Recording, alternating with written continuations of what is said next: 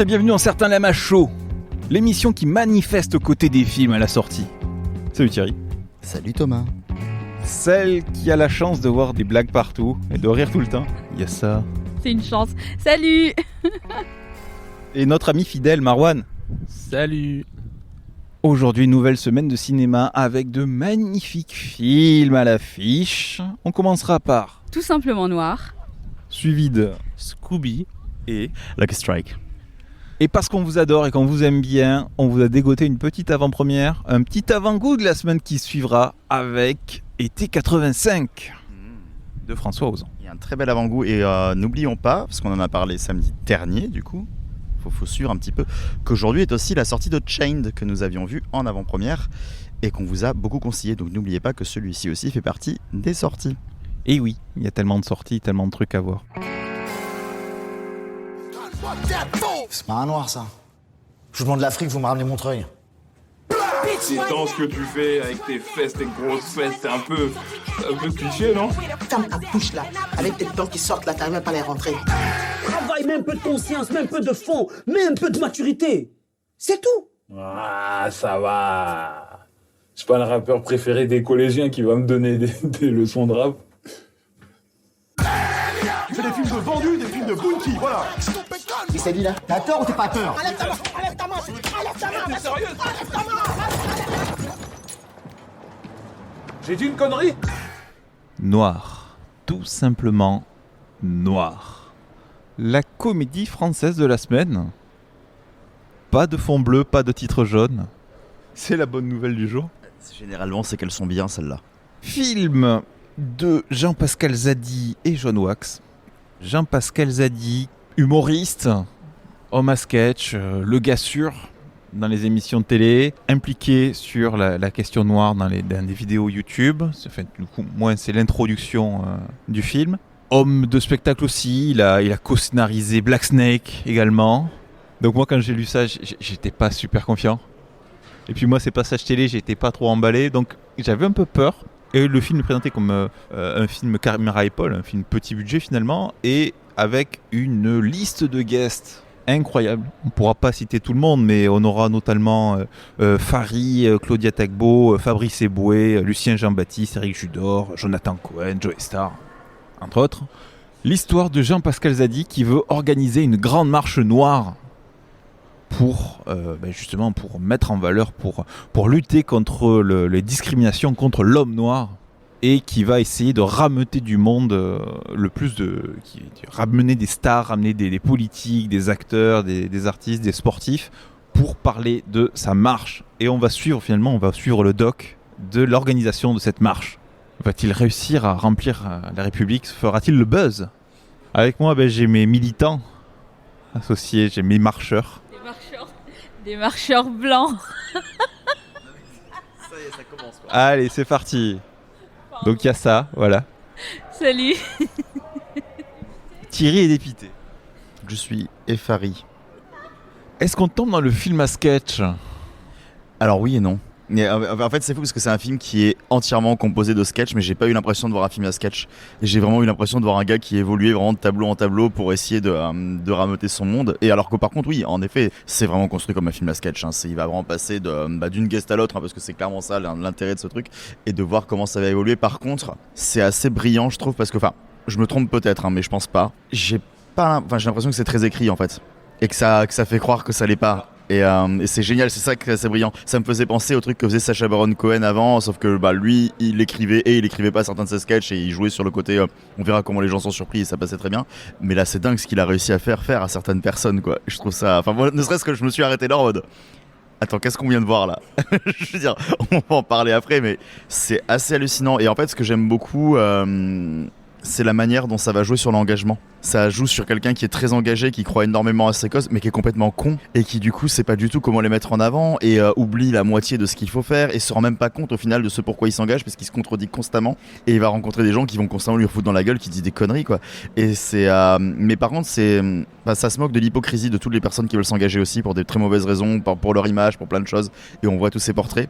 Mais par contre ça met jamais en doute la beauté et la pureté d'un engagement. Genre le mec croit à son truc, et ça c'est beau aussi, et on te le montre aussi. Je trouve que ça joue bien sur les deux tableaux quoi. Oui, puis c'est plus. Je pense que ça pose plus les paradoxes de l'engagement extrémiste, c'est-à-dire que il veut qu'on remette l'homme noir à sa place. En plus, franchement, c'est un thème d'actualité. On a le Black Lives Matter, on a eu des manifestations raciales, il y a eu. Et voilà, je veux dire, il est servi par l'actualité et il montre en même temps les contradictions. C'est-à-dire que oui, l'homme noir, mais c'est quoi un homme noir aujourd'hui ? Et en fait, ça montre que la question est plus complexe que ce que ça en a l'air comme ça. Ça a l'air simple, et en fait, pas tant que ça. Et tout est mis en relief tout en étant finalement en servant le propos. On a une belle écriture. Ils avaient peur du symptôme film à sketch, c'est-à-dire que ils ont fait d'abord comme ils vont voir des stars et qu'effectivement il y a une séquence avec les stars. Au début ça faisait un peu ça, puis ils ont retourné quelques scènes pour faire du liant. Et de ce que j'ai lu, ils ont viré aussi les situations les plus loufoques. Je veux pas imaginer ce que c'est parce qu'il y en a une. Donc ce qu'on a vu, c'est le moins loufoque. Ouais, celle avec Lucien Jean-Baptiste, c'était moins loufoque que ce qu'ils ont. Et ça va falloir qu'on en parle. Mais ça, entre ça et le passage avec Mathieu Kassovitz aussi. Oh putain, enfin, on va en parler, mais. Il y a ça. Je trouve que oui, justement, film à sketch, pour moi, extrêmement réussi parce qu'on rigole, mais à la fois, le message qu'il veut véhiculer, je pense qu'il atteint la cible. Parce qu'on rit, mais on se dit « Oh non, mais c'est pas possible de faire ça. C'est pas possible de dire ça. On peut plus, aujourd'hui, en 2020, se fendre la poire ou rigoler ou prendre avec légèreté les propos, certains propos qui sont donnés dans ce film. Alors c'est fait pour, hein. Il y a beaucoup à la fois d'autodérision et de satire. Du coup, on sait ce qu'on va voir parce que c'est porté par un personnage noir. Donc on sait qu'il y a déjà du recul par rapport à sa situation à lui. Donc nous déjà, on est un petit peu dédouané d'une certaine culpabilité de rire face à ces blagues-là. Mais à chaque fois qu'il y avait des blagues qui seraient passées tout à fait normalement, des blagues vraiment premier degré qui seraient passées normalement il y a 10, 15, 20 ans, aujourd'hui tu ris mais tu fais « Ah ouais mais non, ça va loin quoi ». Une blague où quelqu'un mesure la largeur du nez d'un noir... je veux dire, ça serait passé dans les filles d'à côté il y a 20 ans, 30 ans, on aurait dit « Oh là là, c'est trop drôle !» Je me souviens d'une image d'une fille africaine qui débarquait chez les garçons et qui était là et qui faisait des bruits, voilà, et qui se prosternait, enfin qui jouait l'africaine, quoi. Et là, on est là à faire des trucs aussi qui renvoient aussi à cette image, à cette caricature qu'on a des Africains et qu'on dit, bon, qu'est-ce qui est vraiment africain, qu'est-ce qui est vraiment français ? Il y a aussi cette perte, ces repères identitaires qui sont complètement floués parce que plus personne sait à quoi il appartient. Et en fait, là, on se dit, mais c'est pas possible. Mais en même temps, j'ai l'impression que le film nous autorise à en rire tout en nous rendant compte que c'est absurde de qualifier, de traiter, de penser, d'avoir ces pensées-là envers les Africains. Et les Antillais.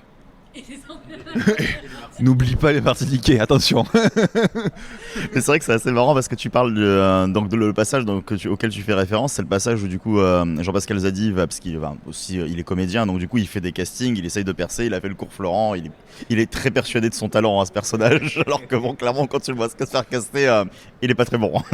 Et il va justement à un casting pour un film de Mathieu Kassovitz qui veut parler de l'Afrique noire et qui justement déjà Mathieu Kassovitz s'énerve dès qu'il le voit, il fait c'est pas un Africain, c'est quoi ce truc que tu m'as ramené, tu vois, t'as un comportement de blanc. Je t'ai demandé l'Afrique, tu m'as ramené Montreuil. C'est ça. Et après, cela dit, ce que ça veut dire aussi, et qui est pas forcément faux, c'est qu'il y a aussi le côté appartenance par la naissance où les mecs ont jamais vécu là-bas et portent des fois des combats sans trop savoir ce que c'est. Et c'est ce que le film dénonce également. Enfin, il lui hurle dessus, il le traite comme une merde. Et moi, ça montre aussi la manière dont, ça tape sur plein de points, et ça montre aussi la manière dont ça se passe dans ce genre de truc. Et l'autre casting est intéressant. Il y a un autre casting où il est censé jouer un dealer, et c'est quand même un mec blanc en plus qui lui explique son personnage, et le gars pue le bobo bohème du 5e qui lui dit non mais tu vois t'es un dealer parce que tu comprends, et puis il était aussi radicalisé à l'islam évidemment parce que forcément tu es noir, tu vois. T'es un dealer violeur radicalisé à l'espoir, mais t'as des sentiments, t'as mot. Voilà quoi. Et le gars il te sort le truc en mode je t'explique bien le personnage, une fois que t'as compris vas-y dis la phrase, et la phrase c'est juste sale pute t'es bonne. Et t'es là, tu vois le truc, tu te dis, et après il sort et t'as ce pauvre Jean-Pascal qui regarde sa femme et qui dit non mais là il y avait un peu de composition, il y avait un peu de personnage, et c'est aussi une manière de dire, c'est vrai qu'on leur propose malheureusement toujours ces rôles là, et ce qui enfin voilà, et moi ce qui m'a marqué c'est par exemple surtout tout ce que va jouer Fary en fait, qui est quand même cette espèce de mec qui va s'engager dans ce truc là parce qu'il se dit que ça va contrebalancer le fait qu'en ce moment il avait dû poser avec un t-shirt avec une banane, et donc du coup il essaie de contrebalancer ça, et c'est juste pour son image, le mec en a rien à foutre, en plus il écrit des comédies de mœurs dégueulasses, et enfin voilà, j'ai beaucoup aimé justement ce côté va avoir des stars, mais va avoir, réfléchis à ce qu'elles vont t'apporter parce que elles ont percé, elles ont réussi, ils sont plus dans ce monde-là, ils sont plus dans l'engagement, maintenant ils sont plus dans... Et donc est-ce qu'ils vont vraiment t'apporter quelque chose, quoi? Oui, il y a ceux qui vont dans les mouvements parce que le pognon, l'image, effectivement, et en même temps, les contradictions. Est-ce que tu es prêt à te renier pour du pognon? Je vais te proposer un film avec un salaire à 6 chiffres. Vas-y, signe, c'est bon, t'inquiète. T'as les yeux dans le vague et tu réfléchis 2 secondes, quoi. Et il y a Éric Judor. Ah, Éric Judor. C'était visiblement le seul qu'il fallait aller voir parce que lui, il y croit à fond. C'est sublime, ce passage-là. Enfin, j'ai vraiment aimé tous les passages, mais c'est Éric Judor qui commence petit à petit à être convaincu, tu vois, qu'il est noir, et puis qui est nègre, et puis qui est négro, et puis ça. Tu vas trop loin. Non mais il l'escalade, oui, voilà, c'est-à-dire il escalade au fur et à mesure, il est dans le délire, quoi, et banania, quoi. non mais voilà, c'est incroyable. Après, je me dis que c'est un film qui peut être salutaire pour les Noirs, puisque ça, disons que ça les montre, j'ai l'impression, sous un autre jour, enfin qu'on montre, voilà, le combat d'une autre manière. Mais je pense aussi que ça peut être dangereux pour les gens qui sont complètement hermétiques à ce combat et qui, enfin voilà, j'ai pas envie de dire racistes, mais disons qui ont du mal à comprendre ça et je pense qu'ils pourraient aller voir ce film juste pour se bidonner bêtement, grassement, voilà. Donc c'est-à-dire que faut quand même avoir une certaine intelligence émotionnelle et une certaine compréhension des enjeux dans lesquels on est pour apprécier ce film. Quand même, à sa juste valeur. Lucien Jean-Baptiste et Patrice Eboué qui se renvoient leur filmographie à la gueule. D'ailleurs, vite fait, oui, je vais juste rebondir sur ce passage sans en parler parce que le passage de Lucien Jean-Baptiste, faut que vous le découvriez en salle. Je veux dire, qu'est-ce qu'ils ont fait à Lucien Jean-Baptiste? Et justement, c'est fantastique qu'ils aient utilisé ce mec-là pour lui faire ce qu'ils lui ont fait faire parce qu'on s'attend à tous au ça de sa part. Il est beaucoup trop propre sur lui, beaucoup trop mignon. Et en fait, ce mec. Enfin, après, j'avais déjà vu des documentaires de Lucien Jean-Baptiste. Ce mec a une paire de baloches énormes en réalité. Et là, clairement, Zadie, il a dû lui dire tu la sors et tu la fous sur la table de suite, ta paire de baloches, quoi. Il l'a fait. Voilà.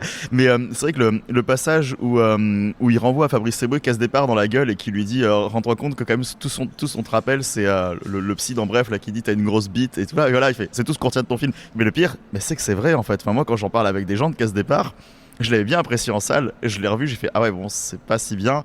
Et chaque fois que j'en parle à quelqu'un, ils sont tous là. Le seul truc qu'ils retiennent, c'est ça, c'est liberté, égalité, va te faire niquer, et le passage de la grosse bite.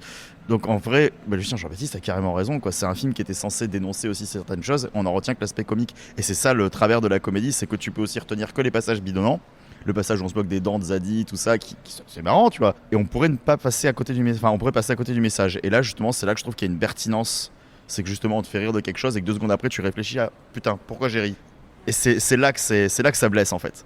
Et je trouve que c'est très équilibré là-dessus.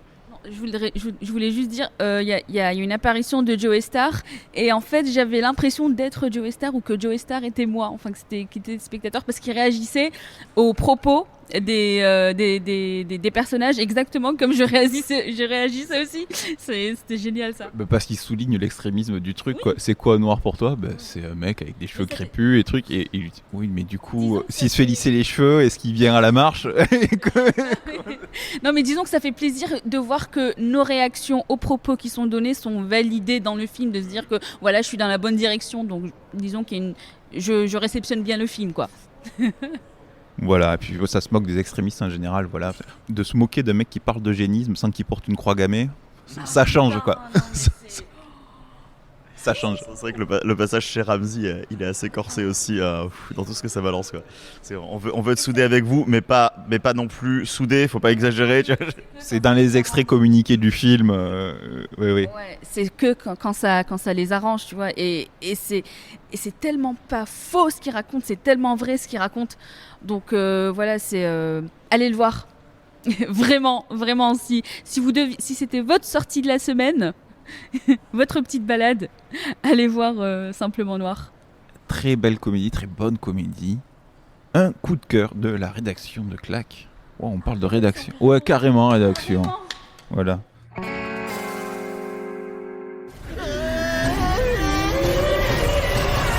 Wow. Sammy et Scooby ont été enlevés?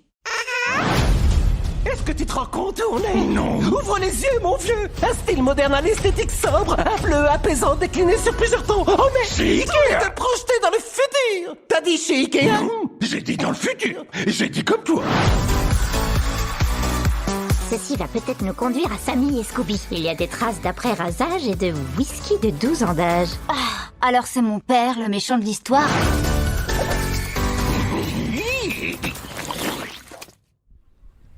Scooby ou Scoob en VO. Je pensais que t'allais faire la voix de Scooby-Doo. Oulala. Ah non, ça c'est Homer Simpson. Ça, c'est Homer. Oul. Alors, mais en fait, Scooby c'est un mélange entre Homer et Marge. Oulala. Il y a un truc, hein, il y a quelque chose. Je me rappelle plus comment était le doublage dans la série animée que je regardais quand j'étais petit. Il faisait moins mal aux oreilles. Ah non, parce que là, vraiment, j'ai vraiment eu envie de me casser dès les 5 premières minutes. Je me suis dit, ça va pas être possible dans le doublage de Scooby. Je te dis, c'était on était assez proche d'Homer Simpson, mais avec un petit coup rock, un petit râle. Vu qu'il y a plein de... Ils auraient pu y apparaître, hein, parce que vu qu'il y a plein de personnages de d'autres séries qui... C'est ça, des crossovers. Ouais, alors Scooby, donc on reprend. Donc, Scooby, c'est un film Warner Animation, super. Déjà, là, tu lances le ton de la super, ouais, voilà, c'est bon, t'as bien capté quelle va être la tonalité de l'épisode, là. De Tony Cervone avec plein de doubleurs, avec Zac Efron, Kiersey Clemson, Will Forte, Jason Isaac, Amanda Seyfried qui fait Daphné. Il y a Christina Hendricks aussi, il y a Ken Jeong et bizarrement ils ont des mauvais rôles. Tu vois, pose-toi les bonnes questions. Et il y a Mark Wahlberg aussi. Il y a Mark Wahlberg, ouais, Mark Wahlberg il est partout en ce moment, tu sais, et ça fait quand même pas mal d'années qu'il fait plus trop les bons choix. Bon, tous ces noms vous en foutez parce que de toute façon la VO est très peu distribuée. Oui, on l'a vu en VF, hein. Il y a qui en VF? Je sais pas. Il y a la voix de Howard dans The Big Bang Theory, c'est celle que j'ai reconnue. Ouais. C'est Falcon, je sais plus quoi. Ouais, c'est Blue Falcon. Oui, c'est la seule bonne voix, la seule voix sympa, c'est celle de Blue Falcon. Et non, il y a c'est pas vrai. La voix que j'aimais bien aussi, c'était celle de Satanas. Ah oui. Alors, déjà, quand on dit le casting et que je dis la voix de sympa, c'était celle de Satanas. Vous entendez bien qu'il y a un truc qui cloche. C'est le cas de le dire. En plus, c'est pas fait exprès, c'est une vraie cloche de la vraie vie qui vient d'apparaître. C'est-à-dire que on n'a pas à faire un film Scooby-Doo. On a affaire à un film Hanna et Barbera Universe. Ça n'avait pas très très bien marché avec les super-héros d'ici. On avait l'impression qu'ils voulaient faire leur propre film de super-héros en animation. Ils voulaient essayer de se rattraper par rapport à Justice League. Mais finalement, c'est aussi une cata. C'est dommage. Ah, alors, je suis avec Yassa, vous l'avez entendu. Yes. Je suis avec Thierry aussi. C'est comme ça, c'est ça. Ouais, voilà. Donc, finalement, on va pas faire de doublage. Et Marwan nous a rejoint. Exprès pour ce film. Et on est allé voir ce film exprès pour Marwan. Donc, Marwan, c'est toi qui ouvres. Le bal, d'accord. Alors, je pense être celui qui a le plus apprécié le film. Après, n'exagérons rien. Je l'ai pas apprécié grandement. Mais j'ai trouvé que Scooby est un film qui ne sait pas où se placer. Qui n'a pas la facilité et l'aisance de jouer avec les spectateurs adultes et les spectateurs enfants. Je pense qu'en réalité, c'est le film parfait pour les spectateurs enfants, mais ce qui est dommage, c'est qu'ils ne sont pas investis que dans ce principe-là. Et ils ont décidé de quand même faire des vannes méta ou des vannes pour les adultes, mais c'est ça qui, pour nous sauvait du reste, parce qu'en termes de scénario, il n'y a rien du tout, c'est que des Deus Ex Machina tout le temps, et puis et des personnages qui sont pas vraiment mis en valeur à cause de l'animation qui est, je trouve, difficile à apprécier, et puis des personnages donc, également qui manquent de profondeur, quoi que ce soit, quoi. C'est vraiment que du gag, que des références aux anciennes séries, et j'ai quand même ri très très très fort pour certaines blagues. Mais voilà, je trouvais que, sinon pour le reste c'était assez on s'ennuyait assez vite finalement. Donc voilà. Mais c'est pas mauvais vraiment pour les enfants, ce sera un très très bon moment. J'invite tout le monde avec des enfants à aller voir le film. Mais pour les adultes, pas du tout, faut pas. C'est pas bien, c'est pas drôle. À part d'une blague Netflix, une blague avec le mec qui est dans la nouvelle star américaine. Moi, c'est pas très drôle. Mais voilà. Mais je vais laisser maintenant mes comparses déchirer le film à pleines dents. Bisous. Oui, alors ça c'était la défense du film donc. Non, mais ça va. Et c'est un film pour les gamins, on va pas non plus l'éclater. Non mais enfin gamin moyen, gamin pas tout court. Moi tu sais, le dernier film vraiment je pense qu'il était très adapté petite enfance qu'on avait vu, je dirais que c'était Shaun le Mouton 2. Et les enfants étaient bien poilés dans la salle et ça jouait bien. Là les enfants se marraient pas, à la limite quand Falcon se tape un mur ça a rigolé à peu près. Mais non, les gags fonctionnent pas tant en fait, hein. Après il y a pas beaucoup de gamins. C'est même pas tant ça, moi je sais vraiment pas sur quoi ils se sont placés. Et en fait le problème c'est que j'ai juste reconnu les persos dans le visuel et dans les traits de caractère vite fait. Mais alors, j'ai pas connu toutes les incarnations de Scooby-Doo. Il y a eu plusieurs séries, certaines a priori réussies, certaines beaucoup moins. Moi, j'en ai un souvenir très très affectif de mon enfance. Et là, à part le fait de me dire, ah, ok, c'est ces persos-là, je les ai pas spécialement retrouvés, quoi. Et j'ai eu l'impression que de toute façon, ils savaient pas quoi raconter, qu'ils s'en foutaient, que l'essentiel c'était juste de faire des gags avec eux dedans. Et sauf que c'est des gags qui tombent souvent à plat. Il y en a 2-3 où tu souris à peu près, où tu te dis ok ça fonctionnera peut-être pour un gosse, mais la majorité du temps moi j'étais vraiment ailleurs quoi. J'ai vraiment pas trouvé ça bien du tout. Et en plus voilà, je l'ai déjà dit, mais le doublage bordel quoi, enfin le doublage VF est ignoble. Je me rendais compte que quelques blagues marchaient et au bout d'1 heure plus rien. C'était le vide intersidéral, c'est qu'il n'arrivait plus du tout à faire rire, il n'y avait plus du tout de rythme. Et c'est ça la différence. C'est que vraiment au début on se marrait un petit peu de temps en temps, même s'il y avait beaucoup de plaintes pas par Thierry et Thomas, mais voilà, mais quand même. Les vieux du Muppet Show. Meilleure référence au monde, voilà. Sur l'affiche, il y a un jeune Scooby, parce qu'on va dire, ouais, on va voir l'origin story et tout. Et en fait, c'est juste la séquence d'intro. Après, il y a générique et on passe à autre chose. C'est juste pour la rencontre entre tous et voilà. Bon, après, pourquoi pas. Et le pouvoir de l'amitié surtout. Ouais, mais faire ton affiche là-dessus, c'est un peu léger, je trouve. C'est clair que moi, ça m'a été vendu et c'est pour ça qu'au début. Et ça m'a encore plus agacé parce que vu qu'ils font le même doublage de Scooby adulte et enfant, il a vraiment une voix horrible quand il est gosse. Mais oui, voilà, moi je pensais que ça allait être limite un préquel, quoi, où nous montrer, eux version enfant. C'est vrai que ça aurait été un parti pris au moins sympathique. D'ailleurs, il y a une petite histoire avec un fantôme au tout début qui ressemble à ce que j'aime bien chez Scooby-Doo. Et je me suis dit, bon, ça va pas se prendre le chou, mais ça peut être potentiellement sympa. Et non. C'était dur quoi. Ouais, ils ont expédié l'histoire Scooby-Doo, donc pas d'enquête, hein, voilà. Et donc un gros gloubi-boulga avec Satana, son méchant, qui cherche Diabolo, hein, voilà. Diabolo, on le voit à peine. Diabolo, merde quoi. Là, il y a Blue Falcon qui était un héros, mais qui apparaît aussi dans d'autres films Scooby-Doo. Et on a le Capitaine Caverne qui est là, voilà. À un moment, j'ai cru qu'on allait voir les pierres à feu. On n'était pas loin. Déjà, il faut savoir que moi, j'ai du mal graphiquement avec ces trucs en 3D super lisses où c'est en 3D mais il n'y a pas de relief. Enfin, déjà, ça, si c'est... c'est ça. C'est ça. Et encore, ça serait sur des licences originales dont on ne connaît pas les personnages et qu'on découvre à la limite, ça passe mieux pour moi. Mais sur des figures aussi emblématiques, j'ai déjà du mal à avaler la pilule. Donc déjà de me coltiner ça visuellement, ça n'a pas été simple. Et puis le scénario, c'est comme disait Marwan, en fait c'est vraiment pour les tout petits, pour les dialogues. Les dialogues sont très très simples, très peu de profondeur, très peu de surprise ou voilà, c'est comme quand on s'adresse à un enfant et qu'on essaye de lui faire comprendre des concepts un peu abstraits, qu'on essaye d'utiliser des mots très simples. L'amitié. Le pouvoir de l'amitié qui sauve tout à la fin. Et là en plus c'est texto quoi. Oui. Ah oui, non mais voilà. Voilà, on s'adresse à des enfants, littéralement. Et du coup, ce qui fait que nous, en tant qu'adultes, c'est des choses qu'on nous a rabâchées, qu'on entend tout le temps. Et puis finalement, ça devient, c'est éculé, quoi. Ça n'a plus vraiment de sens pour nous, en tant qu'adultes. Oui. Tu vois ? Mais en même temps, c'est un film qui veut s'adresser à des gamins, mais qui le fait. Alors bon, pour des gamins, on va faire ça et ça, on va cocher les cases. On va faire de l'animation 3D parce que les gamins maintenant, la 2D ils la regardent plus. Donc... C'est tellement pas vrai. C'est un gros préjugé. Alors, c'est un gros préjugé, mais moi j'ai un petit frère, il est tout petit. Il est en maternelle et quand il regarde des dessins animés, si c'est pas en 3D, il l'escampe.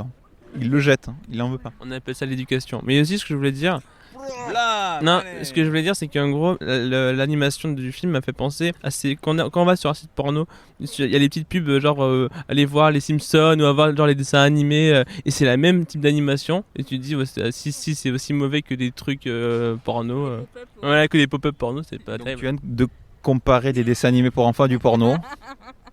Et je crois que c'est mon dernier épisode, je m'en vais. La grande question, faut-il les éveiller à l'animation 3D ou au porno? Parce que de toute façon, il y en a un qui leur servira peut-être plus que l'autre. Ouais.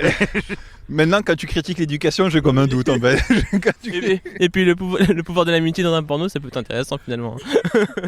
Non mais Marwan, tu sais, pour lui, l'éducation des enfants, ça doit se faire comme dans Good Boys, ça se mettre des balançoires dans sa chambre et leur dire allez jouer les enfants. Oui, bon bref. Mais en vrai, tu vois, c'était comme tu le disais Marwan, c'était assez drôle au début. J'ai pas mal rigolé à 2-3 trucs.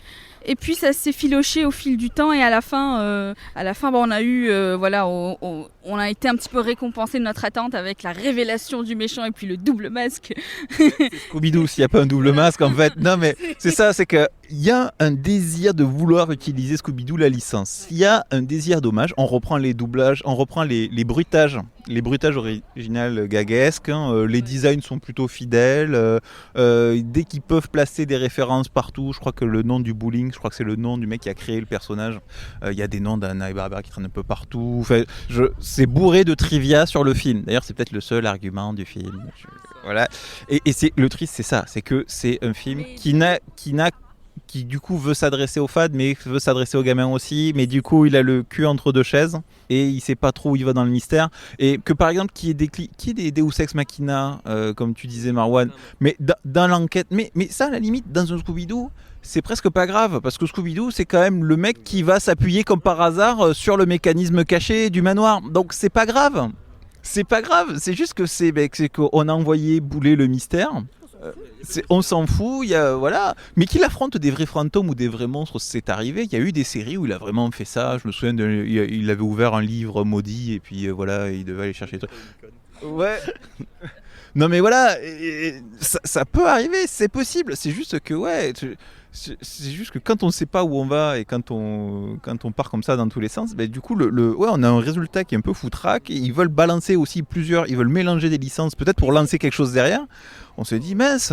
Mais en fait, c'est ça le problème des productions ces dernières années, c'est qu'ils cherchent à viser un large public exprès, alors que les films qui ont touché les gens, c'est le bouche à oreille qui a fait tout le travail. C'est quelques personnes qui sont allées voir, qui sont allées dire à d'autres personnes, va voir ce film, il est génial, etc. Et la réputation, elle se bâtit comme ça, tu vois. Mais si tu prends en compte dans tes calculs que voilà, il faut un film pour enfants, mais en même temps, il faut un film, il faut jouer sur la corde nostalgique des fans pour les amener aussi, tu te retrouves avec un gros gloubi-boulga qui finalement ne plaît à personne, quoi. Mais parce qu'en plus, on en parlait, on disait il y a Satanas et Diabolo dans le film quand même, et on se dit mais quitte à faire un mélange, quitte à vouloir mélanger plein de licences et plein de trucs, la licence Satanas et Diabolo, les fous du volant, en fait, ça s'adapte 20 fois plus qu'une enquête de Scooby-Doo. Alors Scooby-Doo, c'est le Captain America d'Anna et Barbara, donc à Barbera, je crois. Donc ouais, pourquoi pas. Mais ils ont déjà fait des adaptations filmiques qui, elles sont ce qu'elles sont, mais elles se tiennent dans leur narration. Ils peuvent faire ça, ils peuvent faire juste une grande enquête d'1h30, quoi, et ça passera très bien. Enfin, après moi, qui décide de retirer totalement même les enquêtes, de retirer pas mal de gimmicks et même de retirer toutes les références de Scooby-Doo, ce qu'ils auraient peut-être dû faire au final pour pas juste flatter le fan là jusqu'à la moelle, ça me dérange pas tant que ça, à condition qu'ils proposent quelque chose. S'ils disent on va prendre ces personnages là que t'aimes bien, on va en faire autre chose, mais on va en faire quelque chose qui sera cohérent, concret et sur lequel tu vas t'éclater, tu te diras bien merci les gars, quoi, aucun souci. Mais donc là du coup en fait on est dans l'entre-deux, quoi. Donc ça ne rappelle pas Scooby-Doo suffisamment et ça ne propose pas autre chose suffisamment. Voilà.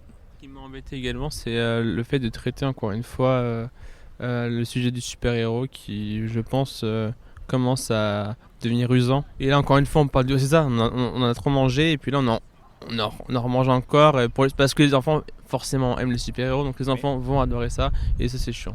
Ça sentait la vente de jouets quand même, parce que le vaisseau du héros, moi j'avais l'impression de voir un jouet en plastique. Même le kebab du début, je te jure, ils vont le vendre. Il y a un épisode dans Supernatural où Sam et Dean se retrouvent coincés dans un épisode de Scooby-Doo. Donc tout l'épisode est en animation. On a tous les personnages de Scooby-Doo et cet épisode est génial. Voilà. Donc à défaut de se taper 1h30 de conneries, autant voir 45 minutes d'un bon épisode si vous êtes nostalgique. Voilà. Et puis il y a des démons et des fantômes. C'est chouette. Scooby reste un mystère, hein, du coup. On a retiré le masque et il y avait juste un mec avec un sac avec écrit nul dessus. Voilà, le mystère résolu. Et puis ensuite, j'ai re-enlevé le masque, il y avait marqué vraiment nul. C'est ça. T'as retiré le masque et il y avait écrit tout simplement nul. D'ailleurs, quel est le film dont on parle après? Non, je déconne. Mais non, on en a parlé juste avant. Non, je sais, heureusement qu'on met pas Scooby en premier. Hein, Cela dit, tu n'as pas complètement tort, parce que le film qu'on met après, c'est le film coréen, qui n'est pas complètement bien. 이제부터 인생 새로 시작하는 거야.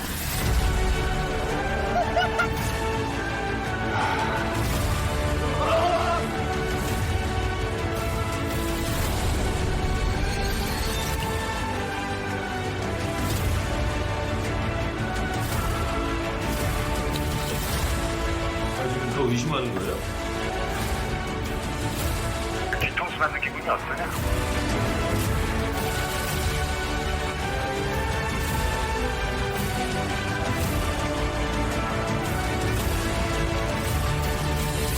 처음 들어왔을 때는 아무도 믿으면 안 돼. 그게 네 부모라도. Un putain de placement de produit.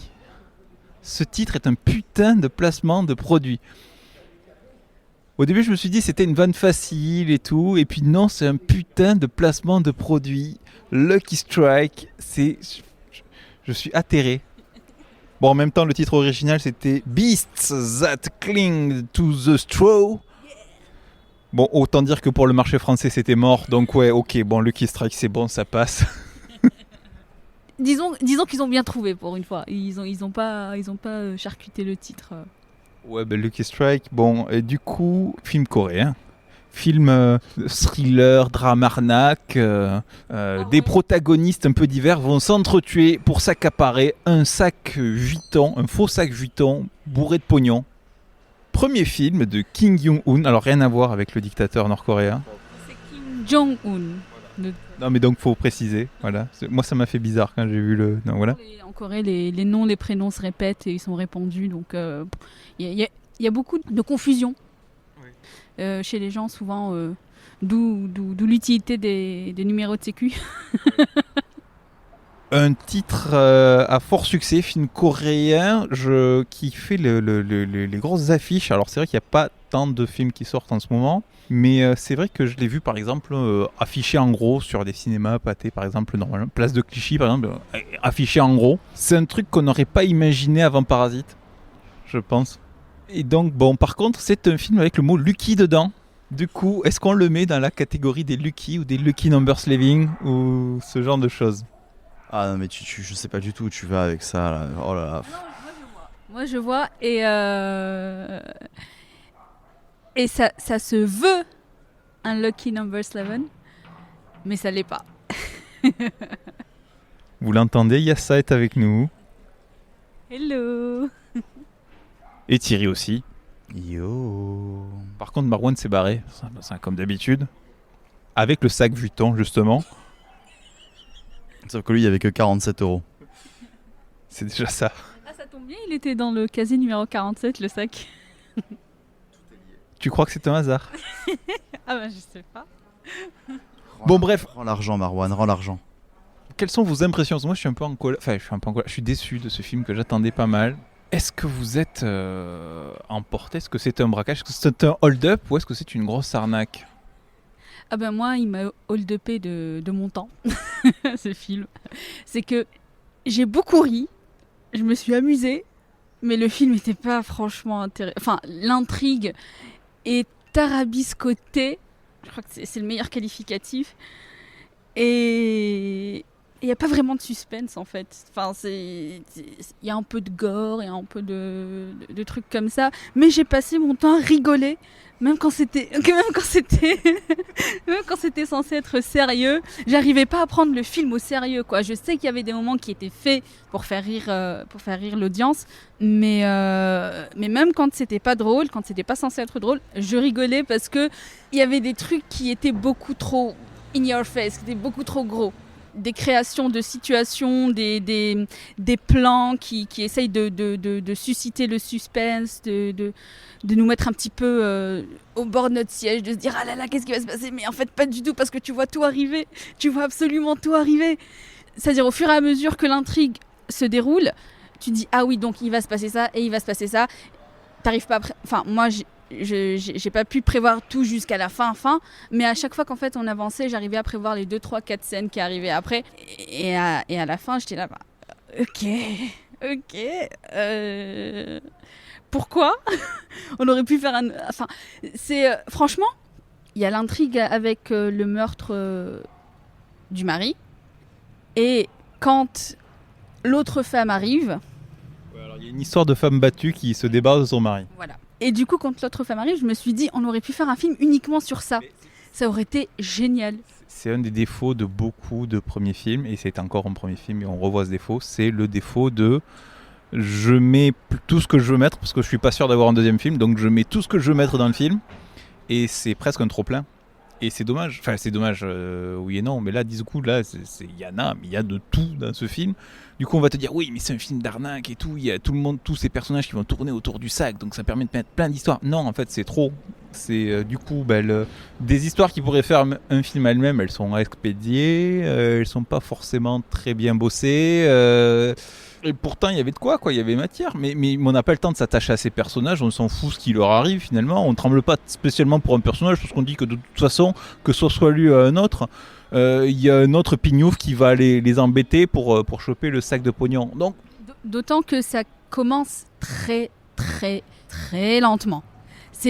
Franchement, le film est divisé en chapitres, donc à chaque fois qu'il y a un développement d'une autre intrigue, d'une sous-intrigue qui vient s'ajouter à l'intrigue principale, donc c'est en chapitres.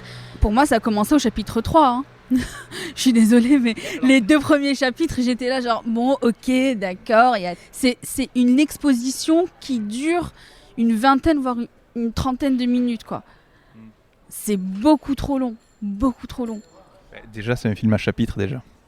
Non, mais déjà, c'est un film à chapitre, donc mauvais point. Non, mais ça aurait pu être intéressant. Ça aurait pu être intéressant parce que j'avoue que l'idée est pas mal parce qu'il y a énormément de protagonistes.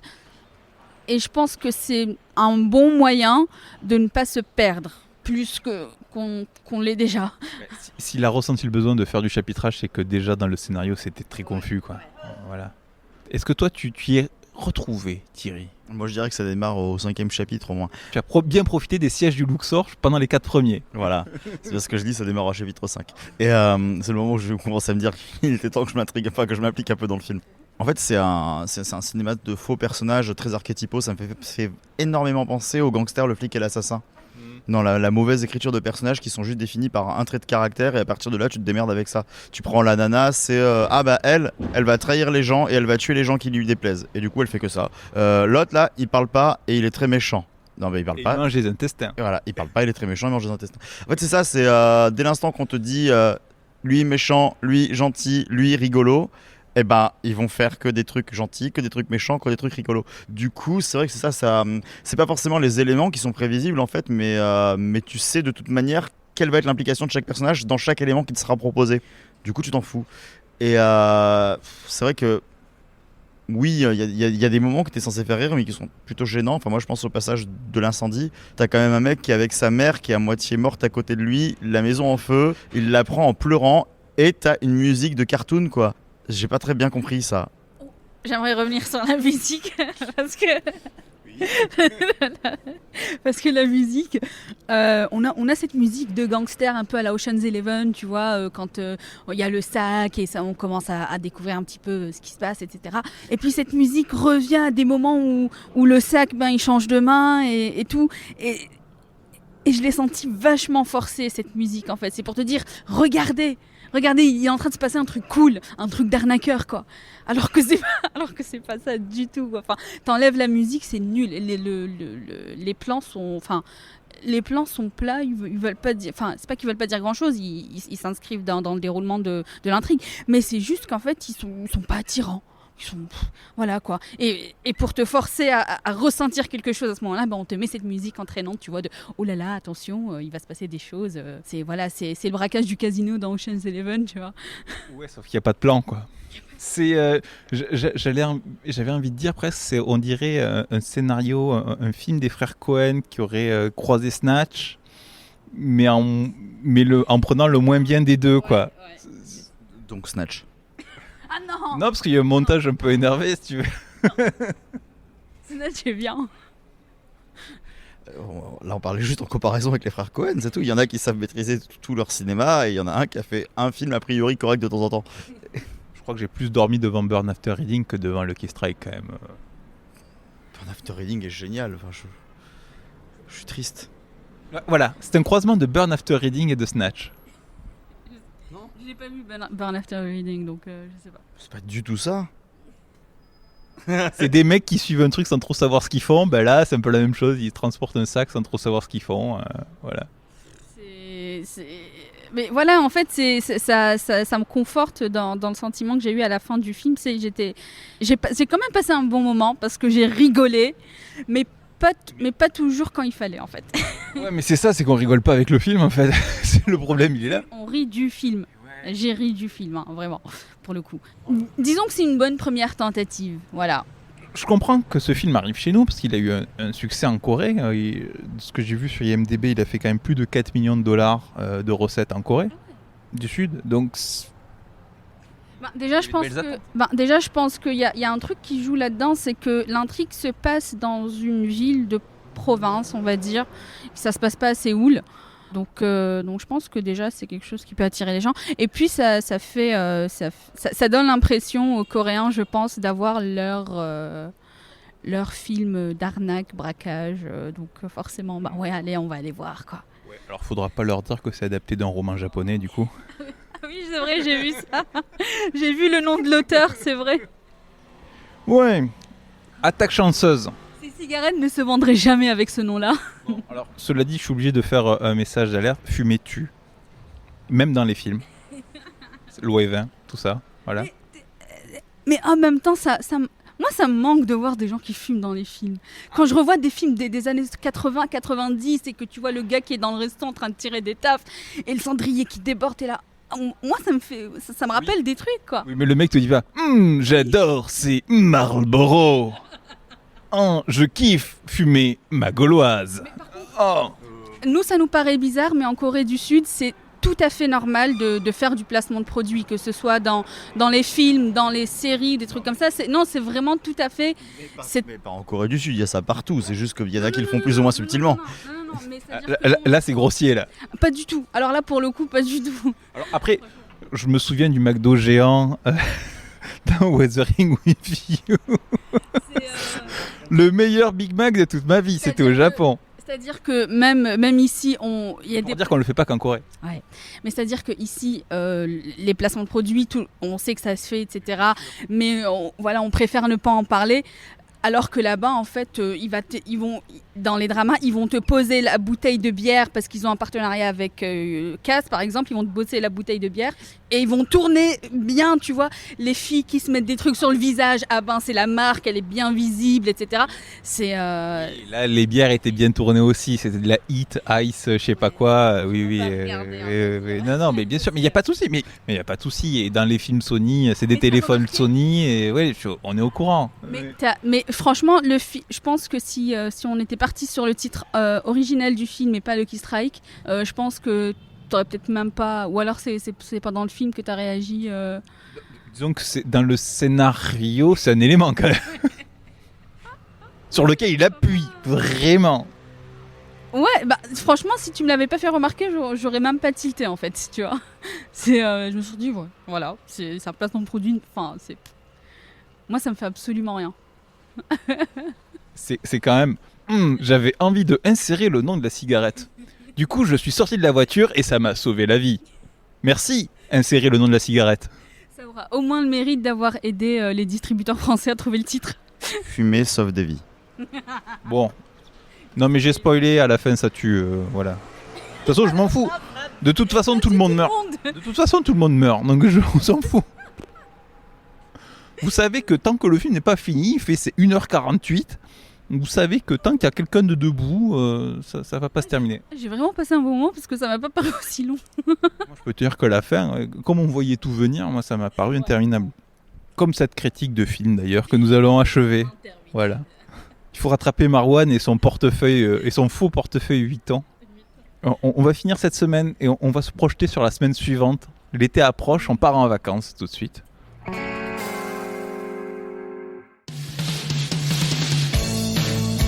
Ça va mon chéri? Ouais. Mon Dieu, mais qu'est-ce que tu lui as fait? Maman, ça chavirait, c'est tout, c'est rien.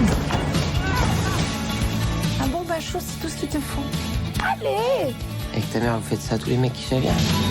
C'est que c'est ma première fois. Tu te détends, tu résistes jamais au mouvement. Tu te laisses aller. Plaisir à voir tous les deux. Salut beau mec. Toi et moi, on a des milliers de balades à faire ensemble. On se connaît que depuis ce matin. Pourquoi perdre du temps? On est tous mortels. Allez, on est à Saint-Germain-des-Prés, on profite. On sort d'une petite avant-première, très discrète, une projo presse même.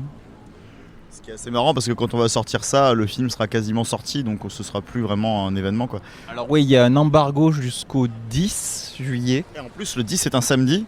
Donc oui. Au jour où vous nous écoutez, l'embargo vient d'être levé. C'est pas fantastique ça? Voilà. Donc en fait, voilà. Et ce qui veut dire que le film sort la semaine prochaine. Non mais en vrai, c'est nous qui demandons à chaque fois qu'on fait une projo presse qu'ils lèvent l'embargo les samedis juste avant pour nous, parce que sinon c'est jusqu'à la veille, mais vu qu'ils nous kiffent.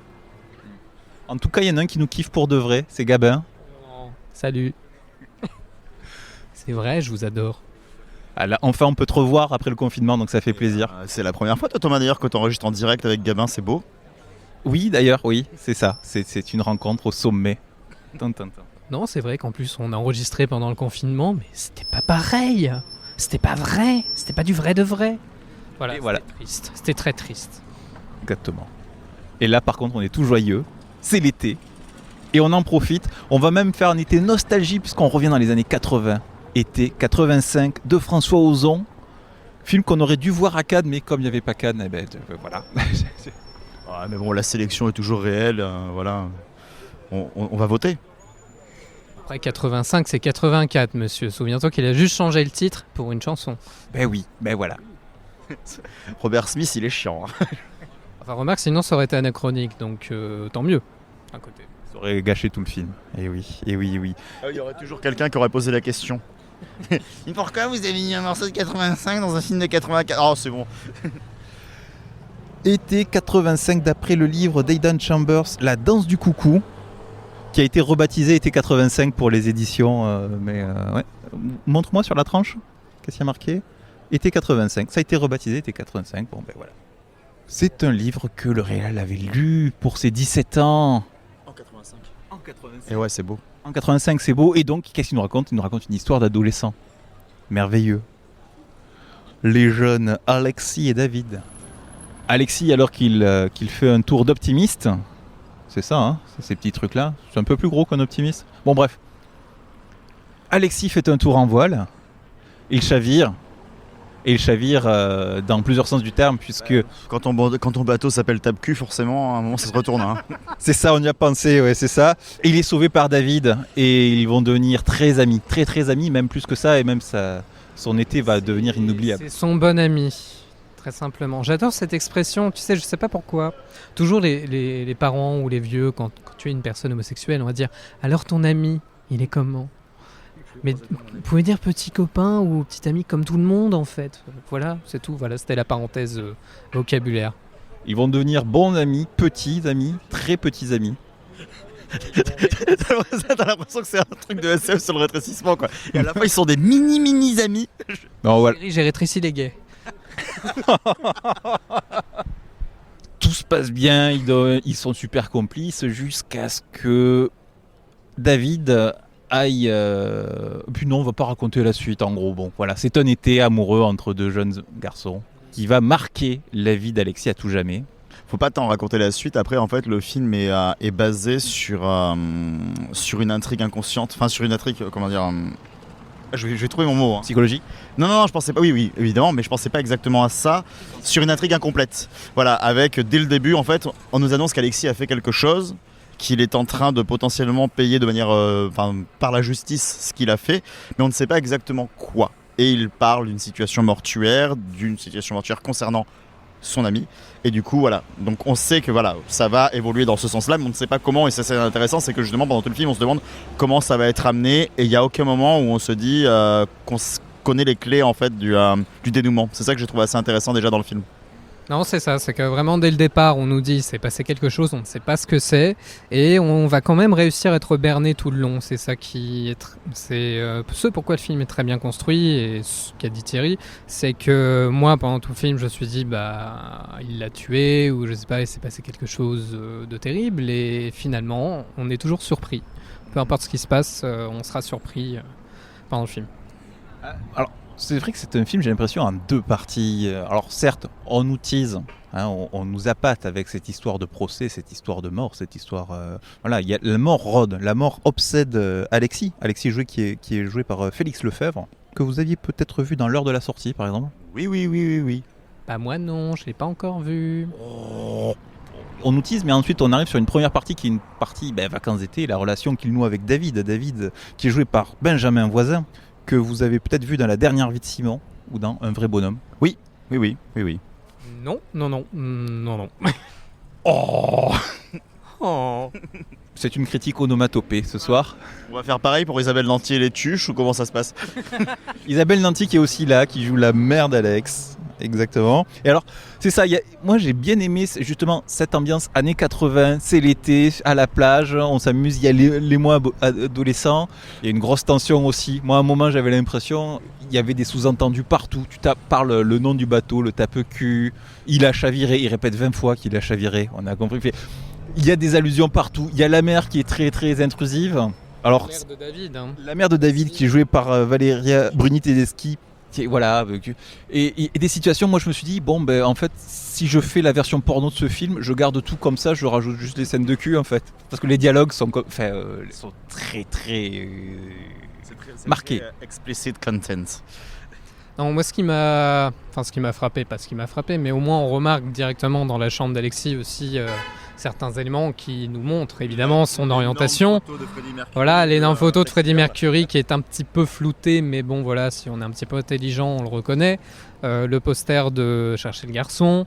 Voilà, on sent bien qu'il y a quelque chose, et ce que j'apprécie aussi dans le film, c'est tout le questionnement avec la famille justement. Donc on parlait de la mère de David, Valéria Bruni-Tedeschi, ce qui est tout le contraire d'Isabelle Nanty, donc qui est la mère d'Alexis, où là on est constamment dans la retenue. On sent que entre Alexis et sa famille c'est plus compliqué, on a du mal à se dire les choses, mais même sans se dire les choses, ils se comprennent, et c'est ça qui est aussi très beau dans le film. Je trouve qu'Isabelle Nanty, qu'on a plutôt l'habitude de voir dans les comédies du coup, donc on va pas dire les Tuches évidemment, et là ça fait du bien de la voir dans un film dramatique, de la sortir de ces rôles dont on a l'habitude de la voir, et je trouve que François Ozon a vraiment bien fait de la caster dans ce rôle-là. Mais dans surtout Isabelle Nanty, moi j'ai trouvé beaucoup d'éléments du coup, de toute façon c'est normal que ce soit aussi un film somme du cinéma de Ozon, on l'a vu en plus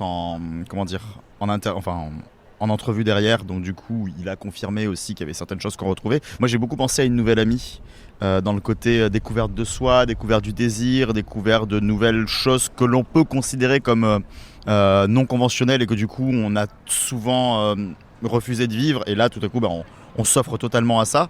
Et dans l'un des côtés c'était le travestissement, et là c'est aussi le désir amoureux, homosexuel, qui est très très bien transcrit. Et oui, dans l'écriture m'a fait penser aussi au personnage de Josiane Balasco dans Grâce à Dieu. En fait, je trouve qu'il a tendance à aimer les mamans qui sont très pudiques en fait, qui sont très secrètes mais qui savent les choses. Et c'est ce qu'on avait justement et qui finissent par intervenir. De Josiane Balasco, c'est exactement ça. C'est la maman qui est là, qui va aider son fils et qui va finir par intervenir concrètement. Et là, c'est un petit peu pareil en fait, où à un moment, elle lui donne des clés en lui disant ce que tu vis, je connais d'autres personnes qui l'ont vécu et je veux pas que ça se reproduise pour toi de cette manière-là. Et du coup, il y a une complicité qui naît entre eux, même si elle n'est pas directe, et c'est très beau. En fait, moi, c'est de la force de ce film que j'ai beaucoup aimé et la force même de la relation entre les deux garçons.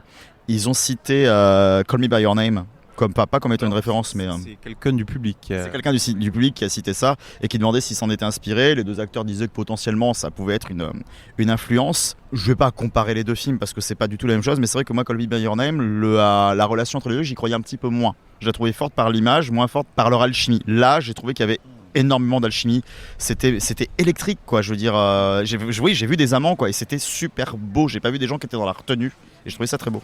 Et sans pour autant en montrer énormément, ce qui est la grande différence par rapport à Call Me By Your Name, qui pour moi va être la comparaison inévitable dès le départ, dès la bande-annonce, tout le monde disait bah tiens Ozon se la joue Call Me By Your Name ou un peu Dolan. Alors que bon, je pense que Ozon, voilà, l'homosexualité, je pense pas que ce soit quelque chose de nouveau pour lui non plus. Et il est un petit peu, depuis plus longtemps sur le marché, on va dire, du cinéma. Mais aussi, il en parle en disant que l'année 85, c'est pas par hasard, c'est pas parce que lui avait 17 ans à ce moment-là, c'est aussi justement parce que c'était les derniers moments de liberté avant l'éclosion, du moins du sida, des premières victimes, de toutes les victimes qui ont commencé à se faire connaître. Donc pour lui, c'est vraiment ce moment, cette parenthèse de liberté qui arrive avant le cataclysme, quoi. C'était le temps des dernières insouciances. Moi, je voulais juste dire qu'ils étaient très beaux, en fait, tous les deux. Ils étaient magnifiques, en fait. Oui, moi, je les ai trouvés. Mais même moi, qui ne suis pas porté spécialement là-dessus, même moi, ça m'a... Même moi, j'ai chaviré. À un moment, François Ozon dit un truc très juste, dans l'entrevue qu'il y a eu derrière, du coup, il faut pas qu'on en dévoile trop, c'est qu'il dit que justement, c'est des codes totalement universels et que l'amour qu'on a vu, c'est juste de l'amour, en fait. Peu importe que ce soit entre un homme et un homme et une femme, parce que c'était pas ça l'important. Chose à laquelle j'ai dit à Gabin que ça devrait jamais être important. L'essentiel, c'est qu'il y ait de l'amour, quel qu'il soit, et que les gens le vivent. Et c'est vrai que c'est ça qu'on a vu, en fait. On a vu de gens qui s'aimaient, et je pense que quel que soit le rapport qu'on a à ça, même si par exemple on peut être un peu réfractaire par notre éducation, par les ressentis qu'on peut avoir, les pressentiments qu'on peut avoir, là, on verra de gens, on se dit, ah ouais, quoi qu'on en ait pensé, ces deux-là, ils se sont aimés, ça se voyait. Et c'était beau à voir. Donc convaincu aussi par les deux jeunes acteurs aussi. C'est vraiment l'alchimie se ressent dès le départ. Et ce qu'ils vivent, effectivement, ça peut être vécu par n'importe quel couple, que ce soit un garçon, une fille, deux garçons. C'est vraiment ce cheminement, on se découvre, c'est les premières fois pour tout le monde, c'est les premiers... on va au cinéma, on se fréquente, etc. Et il y a les disputes aussi, les premières disputes, c'est vraiment ce par quoi on passe tous. Donc c'est ce qui rend le film aussi universel et ce pourquoi on s'y attache vraiment pleinement. Une belle histoire d'amour pour cet été. Une romance d'été comme on les aime. On conseille du coup fortement. Ça sort la semaine prochaine au moment où on enregistre.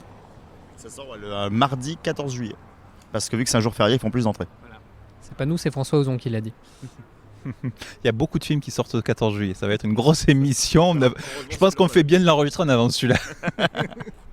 Aussi, on aimerait bien, parce que la question a été posée pendant le film, vu que le film a été tourné en pellicule, le projectionniste de la séance a demandé à François Ozon, est-ce que vous pourriez sortir une copie pellicule du film ? Ce à quoi il a répondu, ça coûte 10 000 balles. Donc si un cinéma ou si quelqu'un avait envie de diffuser cette copie en 60 mm, s'il vous plaît, faites-le. Merci. Le compte de Gabin est donné en description. On dira plus tard que c'était du détournement. Non, moi, par contre, j'ai pas d'argent. 10 000 euros. 10 000 euros sur le compte de Gabin et promis, il vous chope la péloche. On fait une cagnotte litchi. Voilà. Une cagnotte litchi pour Diafana. On leur envoie tout notre soutien. Et puis, on espère pour eux que le film marchera, que les gens reviendront au cinéma, même si c'est un peu compliqué en ce moment. Toujours. Parce que c'est dommage, oui, tu dis en pellicule, mais il faut préciser, c'est quand même tourné en Super 16. Il y a un grain de l'image. C'est pour ça aussi qu'il a demandé à tourner comme ça. C'est parce qu'on a une très belle image qui replonge, qui contribue à te faire plonger dans l'époque. En plus, c'est ce qu'il disait, ce qui est assez fou, parce que quand il avait 17 ans, il était sur ses premiers courts-métrages qui tournaient à la Super 16. Et du coup, je pense qu'il y a aussi un côté, nostalgie. Ouais, nostalgie, catalyse, de justement retourner à cet amour-là, de ce grain-là, de se dire quand j'avais 17 ans, j'ai lu ce bouquin, ça m'a fait cet effet-là, et je tournais mes films comme ça. Donc c'est une façon à lui de revenir vraiment à ses 17 ans, quoi, totalement. Donc c'est très personnel, en fait, comme film. Comme souvent chez Ozon, mais là, particulièrement, quoi. Après, c'est aussi ce qu'il disait, c'est que contrairement au numérique, maintenant le numérique fait que l'image est nette, constamment nette, et on y croirait moins. On y croirait moins si on nous tournait un film en numérique qui se passe dans les années 80. Là, il nous dit on est pleinement dans les films d'époque, et ça peut même sembler bizarre maintenant de regarder un film comme ça aujourd'hui quand on est habitué au numérique. Et c'est vrai, ça fait un peu bizarre, mais ça fait du bien aussi de revenir à ça. Ouais, puis je trouve que ça correspond aussi à ce sentiment amoureux, on se cherche un peu, ce flou qui existe, on ne sait pas trop. Moi, je trouve que ça colle d'autant plus. Qu'est-ce que c'est beau quand tu parles. Ouais. J'ai mis ma tête dans le micro. C'est pour ça que je porte un casque, c'est pour m'entendre. C'est pour m'écouter parler. Nous ne comptons pas. Il faut savoir qu'en fait, quand il fait son montage, il y a des heures de rush de lui tout seul. Je me parle. En fait, il va nous couper intégralement et ne garder que ses phrases. Il va répéter tout ce qu'on a dit, mais avec sa voix. Et vous savez que les émissions sont normalement 2 fois plus longues. Bien, alors pour que l'émission ne soit pas 2 fois plus longue, on va s'arrêter là. Eh bien merci, c'était génial. Merci Gabin de Cinéma. Gabin de Cinématrack et Silence Motion Action. Je sais toujours que Thierry adore quand je dis oui bonsoir, donc oui, je l'avais pas encore dit, donc bonsoir. Voilà. Mais alors le problème c'est que là on a tenté de mettre une running joke, mais du coup ça va marcher. Mais en fait personne n'a compris. J'ai fait tout ce que j'ai pu, mais tu vois ça marche pas toujours. Alors, visiblement, une personne absente ce soir et son rire ça marche mieux. Sans Yassa c'est plus compliqué. C'est la fin de cette semaine. Nous vous avons parlé de Tout simplement Noir, Scooby, Lucky Strike, Été 85, qui sort la semaine prochaine. Mais c'est pas fini, vous savez qu'on ne part jamais sans faire les recos. Je suis avec l'équipe au complet, oui, parce qu'on enregistre ça au milieu de la semaine. Voilà. Et donc Marwan est là. Marwan ne vient que pour Scooby et l'intro et la conclusion. C'est voilà. C'est dans son contrat, il a ses exigences de star, que voulez-vous. Voilà, non mais c'est ça. Hein. J'ai signé un contrat l'année dernière avec Clac. Aller voir les films mauvais qui sont proches ou qui sont de la comédie. Et voilà. Et puis en juger avec eux. Et du coup, est-ce que tu as des recos, des rattrapages cette semaine ? C'est Garçon d'honneur d'Ang Lee que j'ai découvert de ça il y a 3 jours sur Mubi. Et c'est une véritable merveille. C'est sa période avant les gros films à succès comme Brokeback Mountains ou Le Tipeee. Et c'est touchant dans sa façon de traiter la double identité en 93, de l'homosexualité à cette époque-là. Et je trouve ça vraiment merveilleux dans la mesure où il a quand même déjà une patte, une réalisation qui est déjà, je trouve, assez personnelle. C'est l'histoire d'un jeune homme qui vit aux États-Unis, qui est gay, il est en couple, et en fait ses parents veulent à tout prix, ils ne savent pas ça, et ils veulent à tout prix qu'il se marie avec une femme, et lui il suit un peu leur délire, il remplit des papiers pour les agences matrimoniales, c'est ça, ouais, c'est bien ça, voilà. Et puis un jour il décide d'aider une amie qui n'a pas la carte verte, et il décide de faire passer ça pour un mariage entre eux, et puis les parents viennent, et puis il y a toute cette notion, et toute l'histoire qui se développe sur cacher son homosexualité, en même temps mettre en exergue la double identité, l'identité un peu américaine que le personnage a eu en vivant là-bas, et puis en affrontant le côté traditionnel de ses parents. Et c'est vraiment, ça arrive à être drôle et à être très émouvant à la fois, et c'est d'une justesse qu'on ne retrouve plus forcément dans ce qu'il a pu faire de plus grand, quoi. Voilà. Merci. Qui se lance ensuite ? Il y a ça. Pour cette semaine, j'ai envie de recommander une vidéo qui est sortie il n'y a pas très longtemps de Nota Bene, dans laquelle il revient sur un logiciel qui permet en fait d'explorer un petit peu le voyage durant la période de la Rome antique. Et un peu plus récente aussi. C'est un logiciel en fait qui est assez avancé, où il y a beaucoup de paramètres à prendre en compte. L'état des routes à l'époque, les points de chute, les auberges, etc., la monnaie, pour voir combien ça coûte et des choses comme ça. Et c'est hyper fascinant de pouvoir mettre en perspective, de pouvoir en fait quantifier en fait ce genre de choses. C'est pas forcément une chose à laquelle on pense quotidiennement, mais c'est génial de pouvoir le faire et de se rendre compte de ce qu'était le voyage à cette époque-là. C'est le MAPI de l'Empire romain. C'est ça. C'est exactement ça. Et le logiciel s'appelle Orbis, qui a été développé par un historien de l'université de Stanford en collaboration avec des experts en informatique et en récolte de data. Enfin, je crois que c'est ça. Donc voilà. Merci à ça. Alors Marocco, c'est un film que j'ai vu avec Marwan au Luxor. il y a quelques jours de ça, on est allé... Le Caire ne répond plus, OSS. Oui. Et ça s'appelle Babyface. C'est un film pré-code Hays. Donc pour ceux qui ne savent pas ce que c'est que le code Hays, c'est un code en fait qui avait été écrit par les États-Unis, par des syndicats, des propriétés de cinéastes pour autocensurer leurs films. Parce qu'ils savaient justement qu'en plus avec tous les problèmes qu'ils allaient avoir, vu tous les débats qu'ils mettaient dans leurs films, ils allaient avoir des soucis, donc ils avaient préétabli un code en fait qui allait servir justement à faire ça, je me trompe pas. Hein. En fait c'est davantage parce qu'en gros Hollywood c'était vraiment le lieu de la luxure, même par excellence, et commençait à se faire, on va dire, étiqueté par les strikés, bon, c'est totalement ça, par les comités, par les groupes religieux ou même pas. Et c'est les studios eux-mêmes qui ont décidé avec des gouverneurs de faire ces lois-là pour essayer de recadrer ces gens-là. Et en fait, ça part vraiment du comportement, parce que par exemple, il y a eu t'as un acteur burlesque qui a, alors excusez-moi pour les termes, mais qui a lors d'une soirée très arrosée, qui a violé et puis tué une femme. Il y a eu des meurtres, il y a eu beaucoup de drogue. Fatih Arbuckle. C'est ça, c'est Fatih Arbuckle.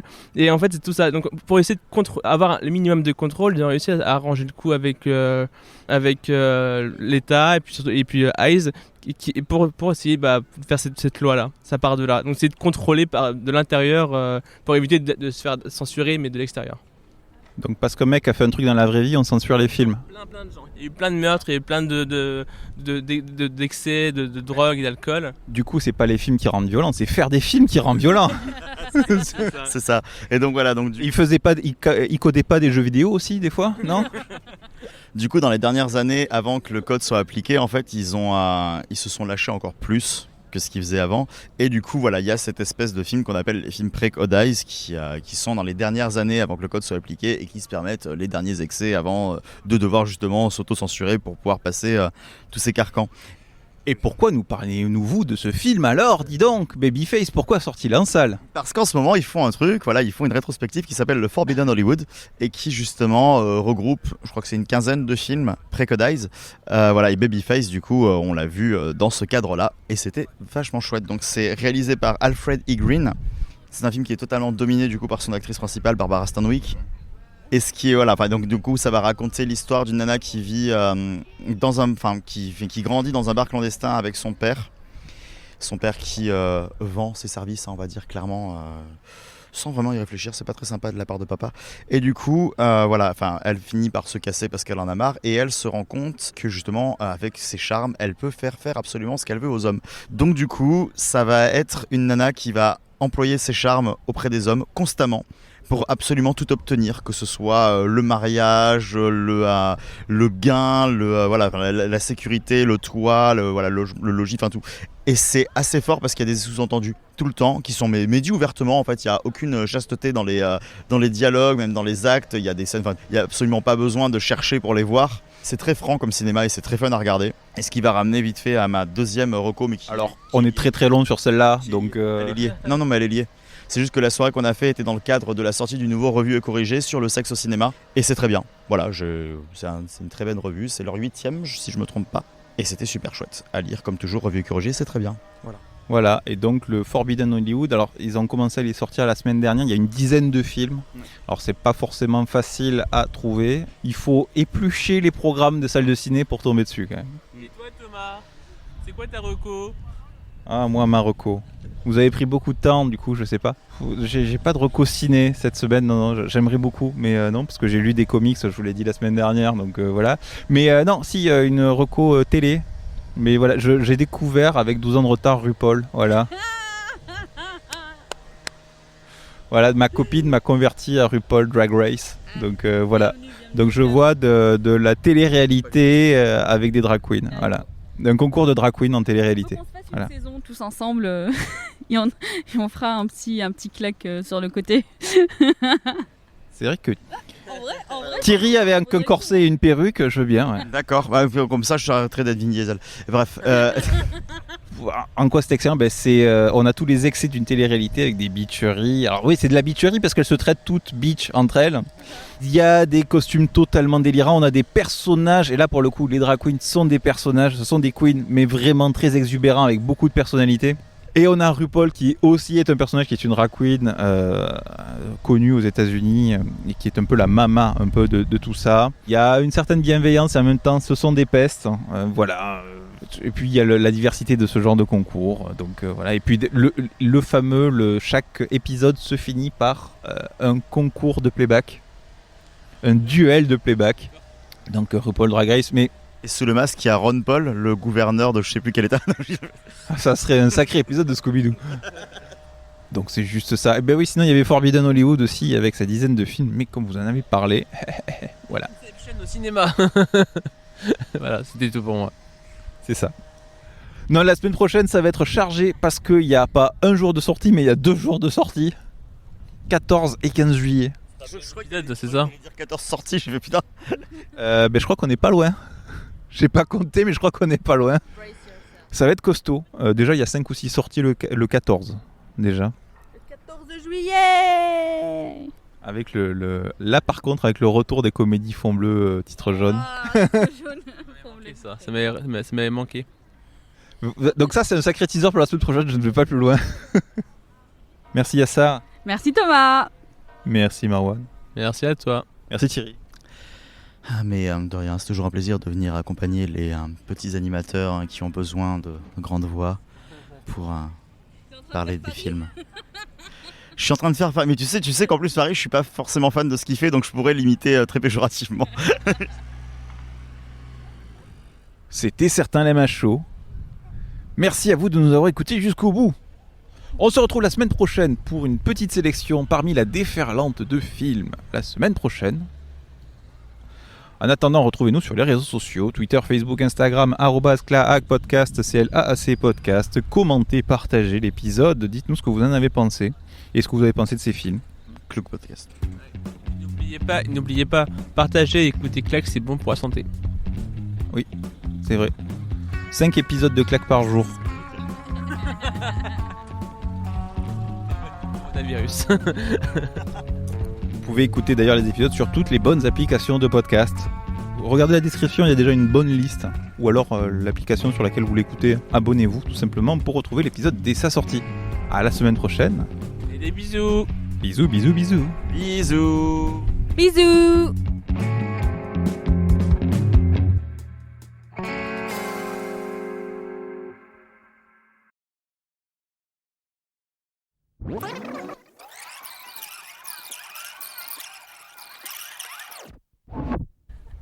Et notre ami fidèle Marwan. Salut. C'est par rapport à Scooby, tout ça. Ok. Salut. Ah merde. Non. Non. Marwan a vomi dans le micro. Bon, vous remarquerez qu'on n'est pas super doué en imitation, donc voilà, c'est ça. Aujourd'hui, nouvelle semaine de cinéma avec de magnifiques films à l'affiche. On commencera par... Simplement Noir. Non. Ah, tout simplement. Oh putain. Une ligne de dialogue. C'est pour ça que je suis pas actrice. Tout simplement Noir. Suivi de Scooby. Et Strike Lucky. Presque. Lucky Strike. Non mais sérieux, le motif du sac, j'ai des babouches avec le même motif qu'on m'a ramené du bled. Je te jure. C'est génial ce truc de contrefaçon ou même les marques de luxe, tu vois, qui mettent leur nom, leur logo sur plein de trucs. Je suis désolée, mais je critique pas les goûts et les couleurs, hein, mais moi je le trouve moche, le logo Louis Vuitton sur... Tu sais, c'est le motif, tu sais, celui qu'on voit sur les fausses casquettes, les fausses bananes et les faux trucs. Mais je crois que ça a tellement été, démocratisé, popularisé, que tout le monde en porte, que du coup, ça n'a plus rien d'exceptionnel, quoi. C'est le problème des contrefaçons. C'est ça. Comme les ceintures Chanel avec le petit CC là. Chanel. Du coup, on conseillera le film Contrefaçon avec Jean-Claude Van Damme. Je sais plus le titre exact. Je vais le chercher pour les recos, tiens, voilà. Piège à Hong Kong. Ah, ça c'est le titre français, voilà, c'est ça. Bien vu. Voilà. Heureusement que Thierry est là. Alors, j'aime beaucoup ce film de Tsoyark. Voilà. Non, je déconne, hein, il aurait jamais dû le faire, mais bon, malheureusement, des fois, tu fais pas ce que tu veux dans la vie. Ouais, mais il est pas.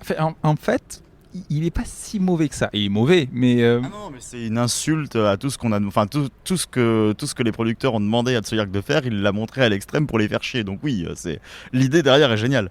Voilà. Artistiquement, c'est intéressant. Enfin, il y a quelque chose à. Bon, Karim Debache a fait une très belle vidéo dessus, donc je n'en parlerai pas. Je n'en dirai pas plus. Allez voir la vidéo. Voilà. Ça sera beaucoup mieux que tout ce que je pourrais dire sur ce film. Dedans, il y a un super chauve. Pour une fois. Si on pouvait m'appeler Jérémy Morvan et arrêter de m'appeler Vin Diesel, je serais heureux. Bon, on a parlé de Lucky Number Slaving, t'aurais pu saisir Bruce Willis, mais c'est raté. Et ouais, dommage, c'est perdu. C'est parce que Bruce Willis, j'en ai l'image actuelle, tu vois, j'ai pas envie. Tu resteras sur 365 jours. Si on peut ne pas faire de chronique sur survivre, parce que j'ai pas envie de ressembler à ce Bruce Willis là, s'il vous plaît. J'aurais tellement coupé avant depuis 5 minutes, je crois. La semaine prochaine, ça va être la guerre. Enfin, ça va être. Ouais, non, c'est. Oui, la guerre. Pardon. Non, mais ça va être. Pokémon, c'est ça? Oui. Ah, tu faisais Farid là? Non, pas du tout, c'est Yassa qui a suggéré, mais j'ai pas pensé. Tu faisais le personnage de Farid, effectivement. Non, je disais la vérité, par contre, ça me fait très plaisir de venir accompagner des petits podcasteurs qui ont besoin de moi. Bon, visiblement, vous êtes les seuls à me démarcher, donc bon, voilà, mais n'oubliez pas que je loue ma voix et mes services très régulièrement. Et nous, c'est toujours un plaisir d'accueillir les petits blogueurs que personne ne lit. Thierry sur Twitter, 115 abonnés, bientôt 3000, grâce à toi.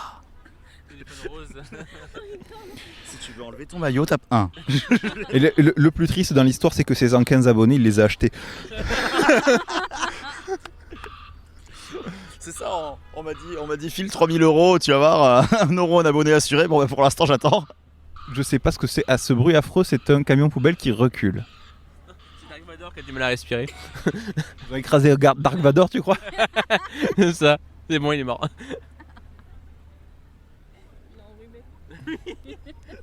C'est l'allergie, c'est le coronavirus.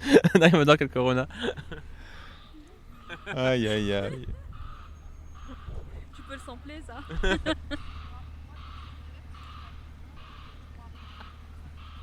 On l'avait pas eu celle-là.